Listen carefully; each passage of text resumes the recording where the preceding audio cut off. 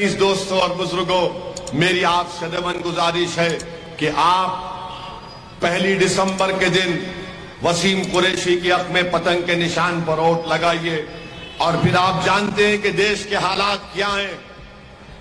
دیش کے حالات میں زہر گھول دیا گیا ہے، نفرت پیدا کر دی گئی ہے السنکھیک سماج کے تعلق سے، کہ جو داڑھی والا اور برقع پہننے والی دکھتی ہے بولتے دیکھو یہ جا رہا ہے، آتنکوادی جا رہا ہے، فلاں جا رہا ہے۔ بلکہ حد تو یہ ہو گئی کہ کرناٹکا کے ایک یونیورسٹی میں اس کے کلاس کے اندر ایک پروفیسر نے ایک مسلمان بچے سے پوچھا تمہارا نام کیا ہے؟ تو اس بچے نے، نوجوان بچے نے کہا بڑی یونیورسٹی ہے، پرائیویٹ یونیورسٹی ہے۔ اس نے کہا میرا نام، مسلمان نام کہا اس نے۔ تو پروفیسر نے کہا تو قصاب ہے، یعنی اجمل قصاب ہے تو؟ آپ بتائیے نفرت کہاں چلے گئی؟ دولت مندوں میں غریبوں سے نکل کر پرائیویٹ یونیورسٹی میں چلے گئی۔ میں سلام کرتا ہوں اس نوجوان بچے کو، اس نے پورے اطمینان اور اعتماد کے ساتھ بیٹھ کر اپنے پروفیسر سے کہا کہ خبردار تم نے مجھے وہ نام کیسے پکارا؟ تم نے کیسے پکارا مجھے نام کو؟ تو اس پروفیسر بولا نہیں تم میرے بیٹے کی طرح ہو۔ تو اس بچے کو سلام، اس نے کہا کہ کیا تم اپنے بیٹے کو ٹیررسٹ، آتنکوادی کہتے ہو؟ اس بچے نے پروفیسر کی آنکھ میں آنکھ ڈال کر جواب دیا اور کہا کہ نہیں چلے گا، تم اس طرح مجھ سے بات نہیں کر سکتے، میری بے عزتی نہیں کر سکتے۔ نوجوانوں، یہی مزاج تم کو پیدا کرنا پڑے گا۔ تم کو آنکھ میں آنکھ ڈال کر جو تمہارا حق چھین رہا ہے اس سے سوال کرنا پڑے گا۔ پتھر مارنے سے، تشدد کرنے سے تم کو حق نہیں ملے گا۔ آنکھ میں آنکھ ڈال کر اپنے حق کا مطالبہ کرنا۔ جو غلط کر رہا ہے اس سے کہو تم غلط کر رہے ہو، جو ناانصافی کر رہا ہے اس سے کہو کہ تم ناانصافی کر رہے ہو، اور ووٹ ڈالو، نیتا بنو، سیاسی طاقت حاصل کرو۔ تم اپنے مقدر کے فیصلے جب کرنا شروع کرو گے تو دنیا تم سے عزت کرنا شروع کرے گی۔ جو آج تم کو آتنکوادی کہہ رہے ہیں، کل تمہارے سامنے سر جھکا کر کھڑے ہوں گے اور بولیں گے باس بولو کیا آرڈر ہے آپ کا۔ یہ مزاج آپ کو پیدا کرنا پڑے گا نوجوانوں۔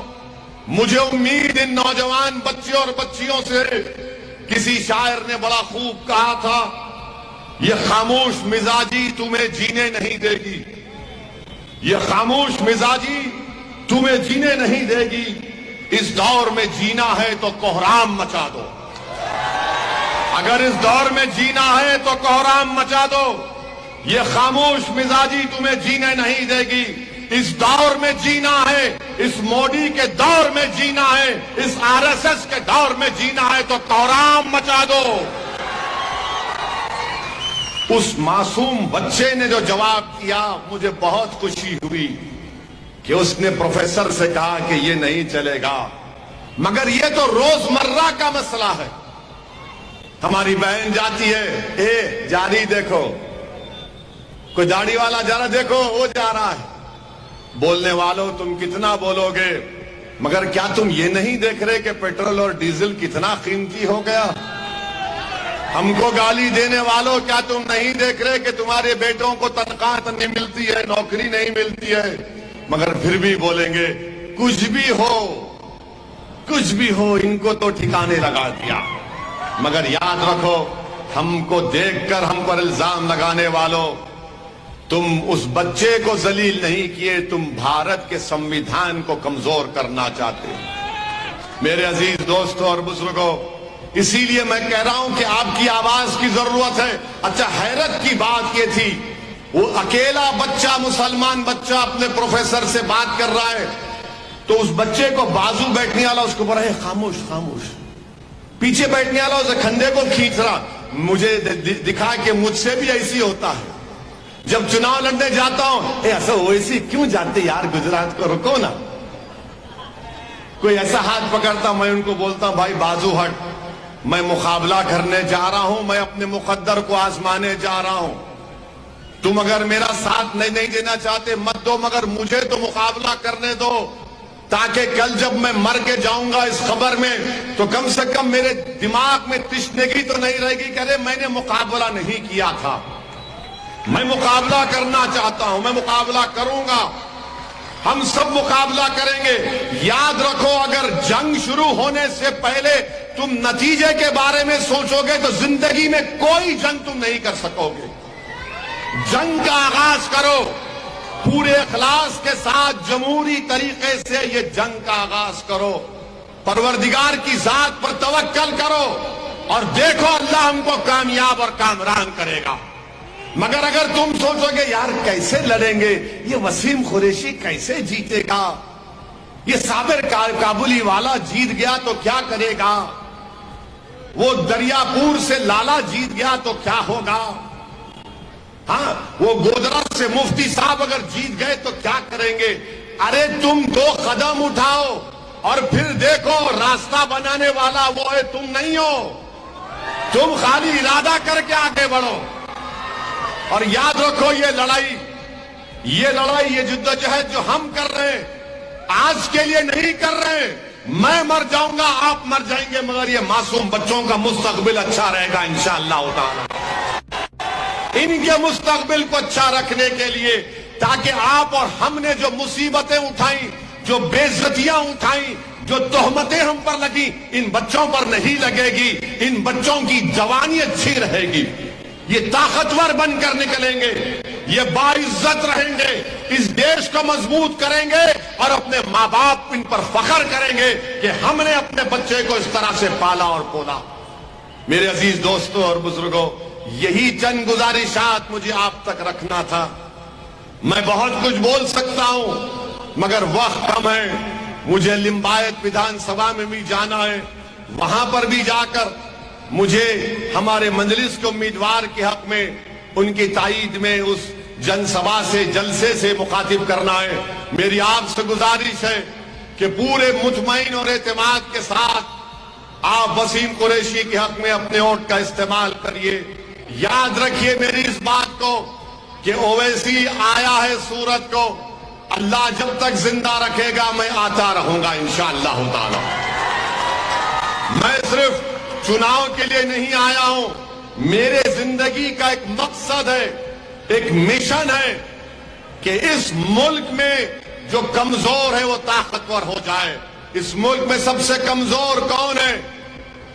آدیواسی ہے، مسلمان ہے، پھر دلت ہے۔ ان تینوں کو اگر مضبوط بنائیں گے تو بھارت سپر پاور بنے گا۔ اور یہ بھاجپا والے کیا کہتے ہیں؟ دیش کے پردھان منتری بولتے ہیں کہ میں نے گجرات کو بنایا۔ دیش کے پردھان منتری، گجرات آپ سے پہلے بھی تھا اور آپ کے میرے بعد بھی گجرات اچھا رہے گا انشاءاللہ۔ دیش کے پردھان منتری نے موربی کا برج بنایا تھا، یاد رکھو آپ۔ 140 لوگ مر گئے موربی میں، اب تک وہ اوریو کمپنی کا مالک موڈی جی نہیں پکڑتے اس کو۔ کیوں نہیں پکڑتے؟ کیونکہ وہ کروڑ پتی ہے۔ اور کھیڈیا میں 4 بچے پتھر پھینکتے ہیں گربا میں، اس الزام میں روڈ پر لا کر ان کو پیٹا جاتا ہے، مگر جس کی غلطی کی وجہ سے 140 لوگ مر گئے، 50 بچے مر گئے، جس میں 2 سال کا بچہ تھا، ان کو انصاف نہیں مل رہا ہے۔ میرے عزیز دوستو، آج گجرات میں بھاجپ کے خلاف ایک طاقتور آواز کی ضرورت ہے، جو غریبوں کے اور مظلوموں کے دل میں چھپے ہوئے باتوں کو حکومت کے سامنے رکھ کر آپ کی تکالیف اور مسائل کو حل کر سکے۔ اسی لیے میں دوبارہ آپ سے گزارش کر رہا ہوں کہ یہاں سے وسیم قریشی صاحب کو آپ تمام لوگ مل کر کامیاب کریے۔ ہم کسی سے بھید بھاؤ نہیں کرتے۔ یہ جو یہاں پر بھاجپ کا MLA ہے، اس کے پاس اگر کوئی چاہتا ہے اے تم نے میرے کو ووٹ دیا تھا، بولتے ہیں نا وسیم، بولتے ہیں نا، کیا بولتے ہیں؟ ذرا کیا بولتے ہیں؟ یہاں کے MLA تم نے ووٹ دیا تھا ہم کو، یہی بولتے ہیں نا، کام کرانے ووٹ دیا تھا۔ میں 4 مرتبہ کا MP اللہ نے مجھے بنایا۔ حیدرآباد کی عوام کو لاکھوں سلام، آپ کی دعاؤں کو اللہ نے قبول کیا۔ میں 2 مرتبہ کا MLA ودھائک رہا ہوں، اور آج آپ کبھی حیدرآباد آئے تو میرے دفتر کو آنا، دارالسلام اس کا نام ہے۔ اگر روز ہم وہاں پر ہفتے میں 6 دن بیٹھتے ہیں سوائے جمعے کو چھوڑ کر، रोज 700-500 लोग आते हैं हमसे काम कराने के लिए। 11 बजे से शाम में 3-4 बजे तक हम बैठते हैं, कोई दरवाजा नहीं है, खुला बैठते हैं। अगर 500 लोग आते तो उसमें से 250 हमारे हिंदू दलित भाई रहते, आकर काम कराते मेरे से। मैं उनको नहीं बोलता हूं कि तुमने मुझे वोट दिया नहीं दिया, मैं पूछता भी नहीं हूं उनको, बल्कि कई भाजपा के लोग मुझसे आकर काम करवाते, ये बोलते ओवैसी साहब ये काम करवा दो। मैं लाओ काम कराएंगे तुम्हारा, क्यों नहीं कराएंगे। बोले हमारे इलाके में ड्रेनेज लाइन नहीं है, ले लो।